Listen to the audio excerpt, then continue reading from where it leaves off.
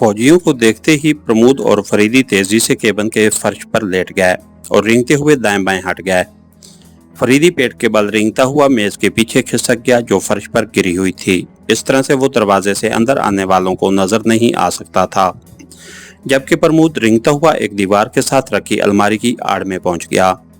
अलमारी का एक पहलू दरवाजे की तरफ था और दूसरे पहलू पर प्रमोद था।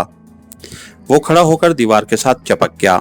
उसकी निगाहें दरवाजे के बिलमुकाबिल केबिन की दीवार पर आवेजा बड़े से आईने पर मरकूज थीं, जिसमें हाल का अक्स नजर आ रहा था।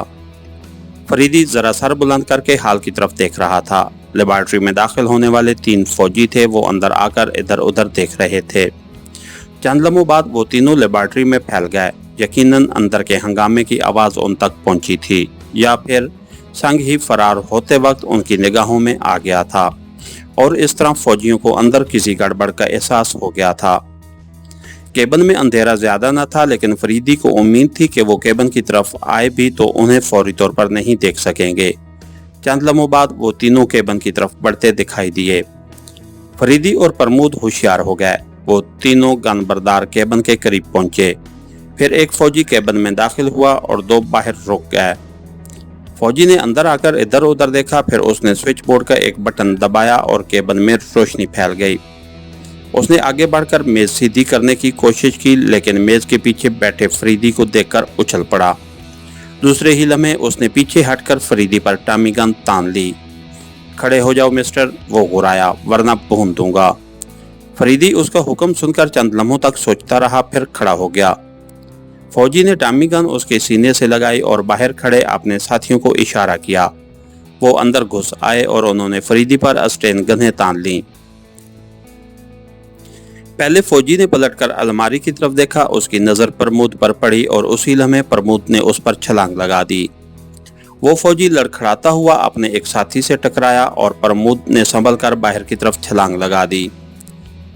वो केबिन से निकलकर लेबॉर्ट्री के दरवाजे की तरफ दौड़ा और उससे पहले कि फौजी केबिन से निकलकर उस पर फायर करता, वो बाहर निकल गया।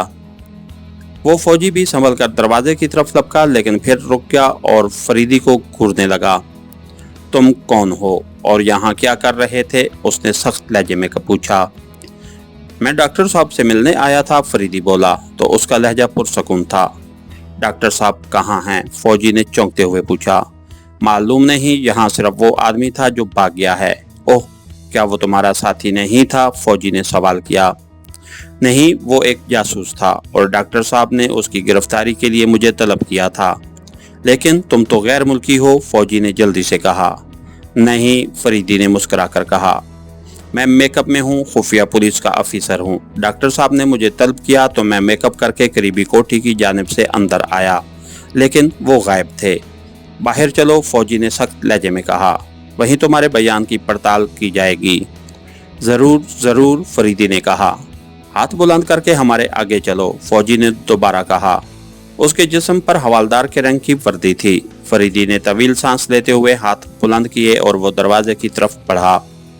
केबिन से निकलकर वो हाल में आए और खारजी दरवाजे की तरफ बढ़ने लगे। फरीदी जानता था कि बाहर जाकर वो बेबस हो जाएगा। उसने जो झूठ बोला था वो बाहर ज़ाहिर हो जाता और बच निकलने का अमकान न रहता।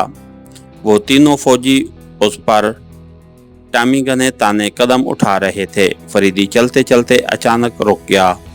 ओह, वो देखो कौन है, वो हाल के कदरे तारीख गोशे की तरफ हाथ उठाकर चीखा। तीनों फौजियों ने बैक वक्त उस जानिब देखा और उसी लम्हे फरीदी ने फुर्ती से एक फौजी की गन पर हाथ मारते हुए उसे गर्दन से दबोचकर अपने सीने से उसकी पुश्त लगा दी।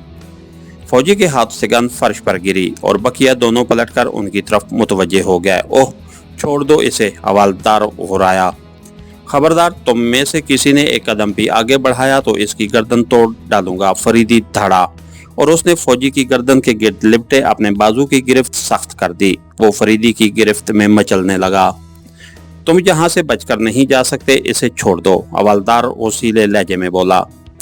इसकी जिंदगी चाहते हो तो गन्ने फेंक कर हाथ बुलंद कर लो, फरीदी ने तहकमाना लहजे में कहा और गिरफ्त में फौजी की गर्दन पर बाजू का दबाव बढ़ा दिया। फौजी की आंखें बाहर को उबलने लगीं और उसके मुंह से खरखराहट सी खारिज होने लगी। ये देखकर उन दोनों ने गन्हें फेंकी और हाथ ऊपर उठा दिए। अब तुम दोनों केबिन में चलो, फरीदी ने दूसरा हुक्म दिया। तुम अपनी मौत को आवाज दे रहे हो, हवलदार ने गुस्सीले लहजे में कहा। शट अप, फरीदी घुराया, जाओ वरना मैं इसकी गर्दन तोड़ डालूंगा। वो दोनों उसे खूंखार निगाहों से घूरते हुए केबिन की तरफ चल दिए। वो केबिन में दाखिल हुए ही थे कि फरीदी ने गिरफ्त में दबे शख्स की कनपट्टी पर मुक्का रसीद कर दिया और वो बेहोश होता चला गया। फरीदी ने उसे फर्श पर डाला और तेजी से एक टॉमी गन उठाकर केबिन की तरफ तान ली। मैं बाहर राहदारी में खड़ा हूँ, तुम में से किसी ने बाहर निकलने की कोशिश की तो छिलनी कर डालूंगा, फरीदी ने दोनों फौजियों को धमकी दी।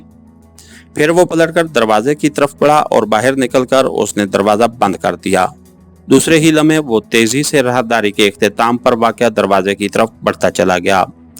उसी लम्हे हाल के अंदर से दरवाजा पीटा जाने लगा। फरीदी जानता था कि कंपाउंड में मौजूद फौजी दरवाजा पीटा जाने की आवाज़ सुनकर उधर दौड़ने आएंगे। चुनांचे इमारत से बाहर आते ही उसने गन फेंकी और सामने वाली कंपाउंड की दीवार की तरफ दौड़ पड़ा।